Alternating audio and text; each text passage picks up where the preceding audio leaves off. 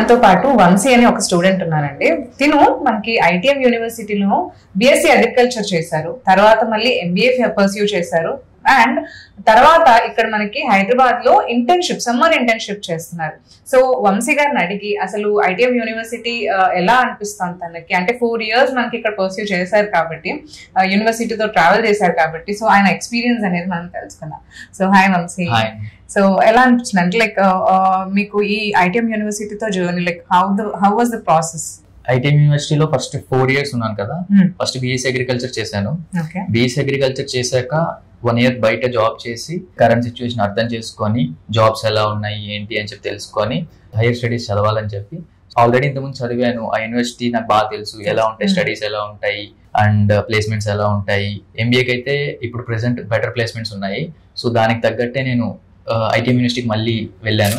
నా 4 years లో నేను ఎంత ఎక్స్పీరియన్స్ చేశానో ఎంబీఏ ఫస్ట్ ఇయర్ అయిపోయినంత వరకు కూడా అలానే ఉంది నాకు. Okay. So faculty and all మీకు ఎలా గైడ్ చేశారు? సో ఫ్యాకల్టీ ఏంటంటే నేను చదివింది అగ్రికల్చర్, దాని తర్వాత ఇప్పుడు మారింది ఏంటంటే ఎంబీఏ ఏంటంటే జనరల్ ఎంబీఏకి మారాను.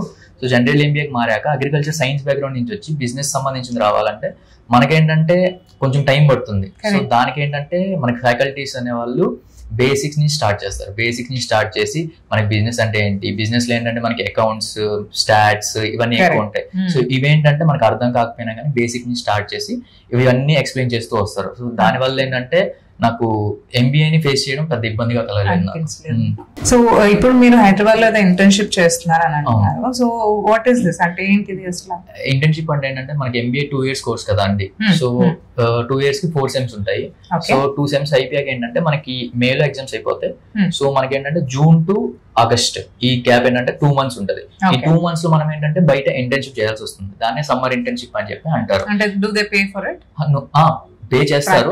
ప్లస్ ఇంకోటి ఏంటంటే మనం ఏమైతే ఇంటర్న్షిప్ చేసామో అది అక్కడ కాలేజ్ లో రిపోర్ట్ సబ్మిట్ చేసి మనం ప్రెజెంటేషన్ లా ఇవ్వాలి. సో ఈ సమ్మర్ ఇంటర్న్షిప్ అనేది ఏంటంటే మనకి కాలేజ్ వాళ్ళు ఇప్పిస్తారు. అట్లా కాదు, మనం సెల్ఫ్ గా ట్రై చేసుకుంటాము, మనకు తెలిసిన కంపెనీస్ ఉన్నాయి అనుకుంటే మనమైనా జాయిన్ అవ్వచ్చు.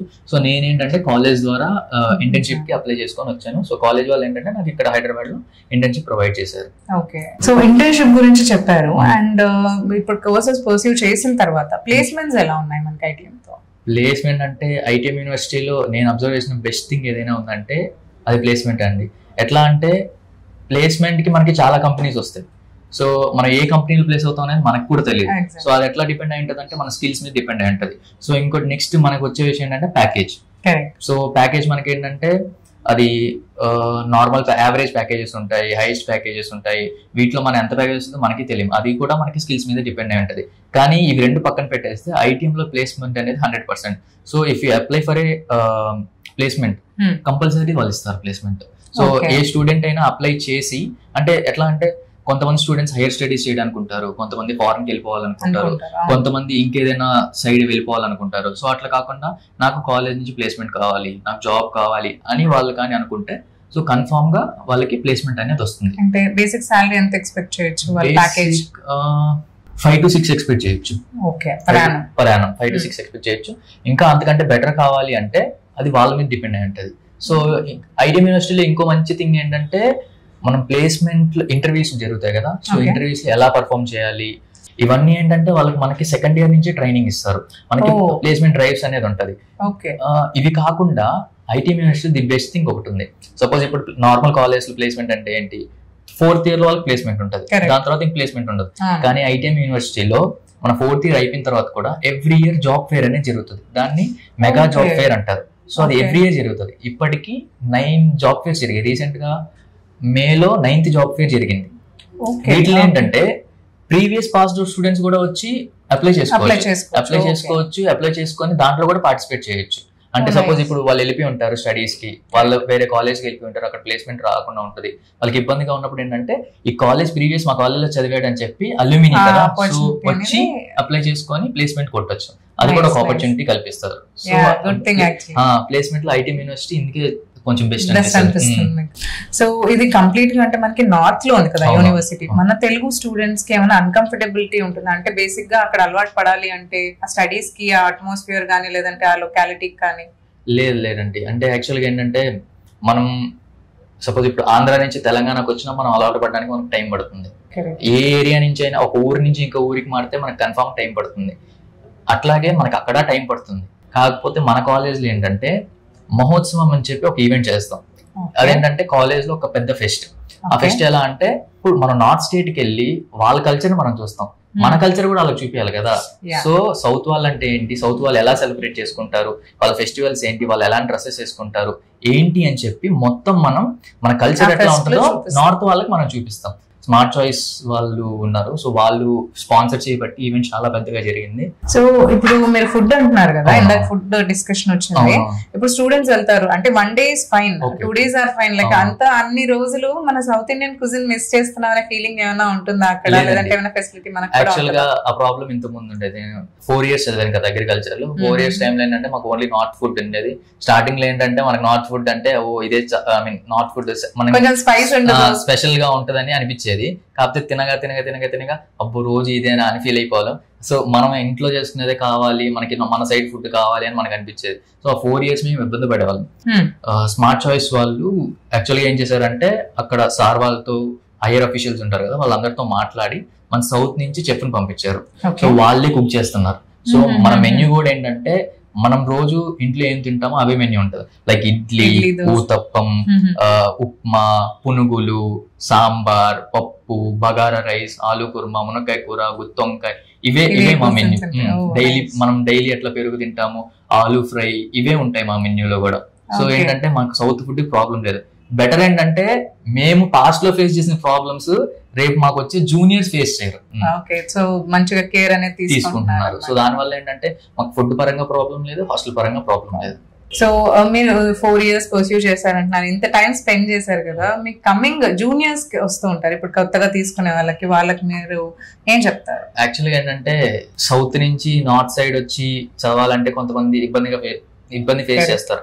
అంటే లాంగ్వేజ్ ఉంటది, మన తెలుగు లాంగ్వేజ్ కల్చర్ డిఫరెంట్ ఉంటుంది, మొత్తం మారిపోతుంది, ఎలా అని చెప్పి ఫస్ట్ స్టూడెంట్ కంటే ఫస్ట్ పేరెంట్స్ భయపడతారు. ఎగ్జాక్ట్లీ, మెయిన్ గా గర్ల్స్ గురించి కూడా చాలా భయపడతారు. ఇప్పుడు వాళ్ళు ఎంత వాళ్ళ హోమ్ స్టేట్ లో చదివినా, వాళ్ళ ఇంటి దగ్గర చదివినా కానీ ఫ్యూచర్ లో జాబ్స్ అనేవి వాళ్ళు వేరే స్టేట్ కి వెళ్ళి చేయాలి, లేదా వేరే కంట్రీస్ కి వెళ్ళి చేయాలి. అక్కడ ఏంటంటే మనకు లాంగ్వేజ్ బ్యారియర్ పక్కా అడ్డొస్తుంది. ఐటీఎం యూనివర్సిటీలు ఏంటంటే not only Andhra, Telangana, north అంటే మనకి హిందీ ఒకటే కాదు, అందులో చాలా స్టేట్స్ వస్తాయి. పంజాబ్, గుజరాత్, మధ్యప్రదేశ్, ఉత్తరప్రదేశ్, ఉత్తరాఖండ్, ఇట్లా ఢిల్లీ, ఇట్లా చాలా స్టేట్స్ వస్తాయి. సో ఒక దగ్గర నుంచే కాకుండా అన్ని స్టేట్స్ దగ్గర నుంచి వస్తారు. సో మనకేంటంటే అన్ని స్టేట్స్ వాళ్ళతో మన క్లాస్ లో కూర్చున్నామంటే మనం ఒకరితోనే ఫ్రెండ్షిప్ చేయం కదా, ఒక 10 members ఉంటారు. సో ఆ 10 members ఏంటంటే డిఫరెంట్ స్టేట్స్ నుంచి ఉంటారు. అండ్ ఇంకోటి ఏంటంటే డిఫరెంట్ కంట్రీస్ నుంచి కూడా ఉన్నారు మా కాలేజ్ లో. సో ఏంటంటే వాళ్ళతో కూడా ఇంటరాక్షన్ పెరిగి, ఇంకోటి ఏంటంటే మనం సార్ వాళ్ళు ఏమైనా డౌట్స్ అడగాలన్నా, సార్ వాళ్ళు ఏమైనా క్లాసెస్ టీచ్ చేస్తున్నా కానీ అవి ఏంటంటే మనకి డైరెక్ట్ వాళ్ళు ఇంగ్లీష్ లోనే టీచ్ చేస్తారు. ఇంగ్లీష్ లో టీచ్ చేయడం వల్ల ఏంటంటే ఆబ్వియస్లీ మన కమ్యూనికేషన్ స్కిల్స్ అనేవి ఇంప్రూవ్ అవుతాయి. ఎప్పుడైతే మనం బయట స్టేట్ నుంచి వచ్చామో ఇంకో స్టేట్ కి వెళ్ళి మనం చదువుతున్నామంటే ఆటోమేటిక్ గా మనకు ఆ భయం అనేది పోతుంది. So other than education, ITM లో మనకి ఏమైనా ఎక్స్ట్రా కరిక్యులర్ యాక్టివిటీస్ అలాంటివి ఏమైనా ఇంట్రడ్యూస్ చేస్తారా? అదర్ దెన్ ఎడ్యుకేషన్ అంటే మనకి స్పోర్ట్స్ ఉంటాయి, స్పోర్ట్స్ కాకుండా కల్చరల్ యాక్టివిటీస్ ఉంటాయి. మీరేమన్నా పర్టికులర్ గా ఏదైనా స్పోర్ట్ ఇన్వాల్వ్ అయ్యారా? అవును, నేను బ్యాడ్మింటన్ ఆడేవాడిని. సో కాలేజ్ లో వెజ్ జోన్ కి వాటికి సెలెక్ట్ అయ్యాను. సో అది కాకుండా ఏంటంటే కాలేజ్ లో టోర్నమెంట్స్ జరుగుతాయి కదా, అవేంటంటే మనకి తెలుగు వాళ్ళే ఆర్గనైజ్ చేస్తుంటారు టోర్నమెంట్స్.